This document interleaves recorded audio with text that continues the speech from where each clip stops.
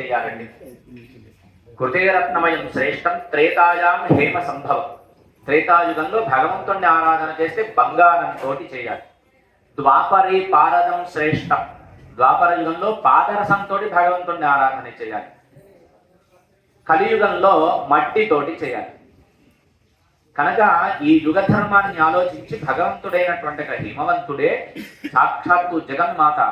ఆయన జగన్మాత, ఆమె జగన్మాత అని సాక్షాత్తు హిమవంతుడికి కూడా తెలుసు. ఎందుకంటే మేనాదేవి గౌరీ వ్రతం చేస్తే ఆ వ్రతం యొక్క విధానాన్ని చూసింది పైనుంచి వెళుతూ పార్వతీదేవి. కింద మేనాదేవి వ్రతాన్ని చూస్తూ ఉంటే పైన ఈ విమానంలో వెళ్ళేటప్పుడు ఈమె పార్వతి అని తెలియదు మేనాదేవికి.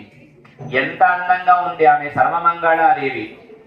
ఇట్లాంటి కూతురు నా కడుపున పుడితే బాగుండు అనుకుంది. ఈ పూజా ఫలమే జగన్మాత అయినటువంటి పార్వతీదేవి ఆ ఇంట్లో పుడితే, జగన్మాతను మనం ఏం చేస్తున్నామంటే పంచామృతాలతో అభిషేకం చేస్తున్నాం, పుష్పాలు వేస్తున్నాం, కుంకుమార్చన చేస్తున్నాం. కానీ హిమవంతుడు ఎంత గొప్ప అదృష్టవంతుడు అంటే తన ఇంట్లో పుట్టినటువంటి ఏ జగన్మాత ఉందో ఆ జగన్మాతను ఎత్తుకున్నాడు. చిన్ని చిన్ని పాదాలకు గజ్జెలు వేసినాడు, చిన్ని చిన్ని చేతులకు బంగారు కడియాలు వేసినాడు. ఎత్తుకొని అటు ఇటు అటు ఇటు లోకాలేటువంటి ఒక తల్లిని చేతిలో పట్టుకొని ఆరాధన చేస్తే, ఆహా తల్లి ఒక్కసారి ఒక్క ముద్దు తినమ్మా, ఒక ముద్దు తినమ్మా, స్నానం చేయమ్మా, ఈ పట్టు వస్త్రం కట్టుకోమ్మా అని భాగ్యం హిమవంతుడికి ఒక్కడికే కలిగింది. అటువంటి హిమవంతుడికి తెలుసు ఈమె సాక్షాత్తు జగన్మాత.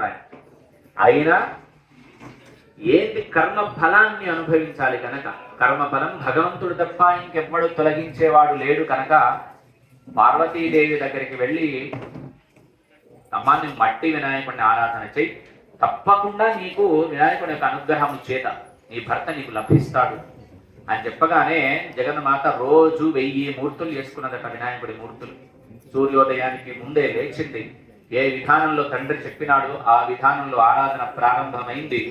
చివరి రోజు సాక్షాత్తు పరమశివుడు రానే వచ్చినాడు. గణపతి అనుగ్రహము చేత తన సగ భాగాన్ని ఇచ్చివేసినాడు. అప్పటి నుంచే అర్ధనారీశ్వర తత్వం గణపతి దయతో పార్వతి అమ్మవారికి కలిగింది. అందుకే మనం గణపతిని చూస్తే సగం అమ్మవారు ఉంటుంది కనుక ఆడ ఏనుగుకు దంతం ఉండదు కనుక సగం జగన్మాత, మగ ఏనుగు దంతం ఉంటుంది కనుక కుడివైపు శంకరుడు.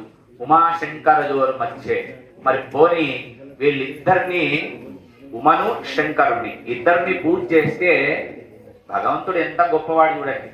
ఎక్కడ కూడా భేదం విభేదం అనేది చూపడు.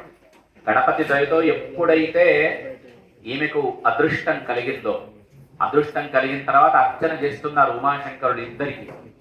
అర్చన చేస్తుంటే ఈ అర్చన ఫలమంతా వీళ్ళకి ఎక్కడ కనిపిస్తుందట అంటే వైకుంఠంలో కనిపిస్తుంది అట. విష్ణుమూర్తికి అర్చన చేసినట్టు ఉమాశంకరయోహో యోగం సయోగో విష్ణురుచ్యతే. పార్వతీ పరమేశ్వరుని ఇద్దరిని కలిపి మనం పూజ చేస్తే విష్ణుమూర్తికి పూజ చేసినట్టు లెక్క. మరి వీళ్ళకి పూజ చేసినట్టు కాదా అని మాత్రం మళ్ళీ అడగవద్దు. ఋషి ప్రోక్తమైంది. వీళ్ళిద్దరికి పూజ చేస్తే విష్ణువును ఎక్కడ మనం మర్చిపోతాము అని చెప్పేసి వీళ్ళిద్దరికి కలిపి పూజ చేసిన వీళ్ళిద్దరి పూజా ఫలముతో పాటు విష్ణుమూర్తిని అర్చన చేస్తే ఎంత పుణ్యమో అంత పుణ్యాన్ని కలిగిస్తుంది అని ఆ ఇద్దరిని కలిపి ఉమాశంకరుని కలిపి పూజ చేయడం ఎక్కడంటే అర్ధనారీశ్వర తత్వం. ఇద్దరికి ఆరాధన జరుగుతుంటే ఈ ఆరాధన అంతా వైకుంఠంలోకి వెళ్ళి విష్ణుమూర్తి కూడా సంతోషించినాడు. ఎందుకు సంతోషిస్తాడు ఆయనంటే ఆయనకు గురువు శివుడు, ఈయనకు గురువు విష్ణువు. శివాయ విష్ణు రూపాయ శివరూపాయ విష్ణవే శివస్య హృదయం విష్ణోః విష్ణోశ్చ హృదయం శివ. శివుడి హృదయంలో నిరంతరం నారాయణమూర్తి ఉంటాడు, నారాయణమూర్తి హృదయంలో నిరంతరము పరమశివుడు ఉంటాడు. వాళ్ళిద్దరి మధ్యన అభేదం లేదు కనుక అటువంటి అర్ధనారీశ్వర తత్వం పార్వతీదేవికి కలగడానికి ప్రధానమైనటువంటి కారణం సాక్షాత్తు లోపల ఉన్న వినాయక మూర్తి. గజానన మహారాజుకి